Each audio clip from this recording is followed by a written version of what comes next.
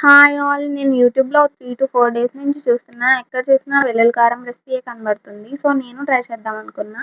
దీనికి main ingredient వచ్చేసి వెల్లుల్లిపాయలు. మా ఇంట్లో మిక్సీ జార్ ఉంటే మూతుండదు. మా మమ్మీ మిక్సీ జార్ మూత ఫ్రిడ్జ్‌లో పెట్టింది పాల మింద. అండ్ ఫైనల్లీ దొరికింది. దీని ప్రాసెస్‌లోకొస్తే మిక్సీ జార్‌లో వెల్లుల్లిపాయలు అండ్ మీ స్పైసీకి తగినంత కారం వేసుకొని గ్రైండ్ చేసుకోవాలి. నెక్స్ట్ పెనం మీద ఆయిల్ వేసి ఆనియన్స్ లైట్ బ్రౌన్ వచ్చేదాకా ఫ్రై చేసి అండ్ నెక్స్ట్ గార్లిక్ ముద్దను వేసుకోవాలి.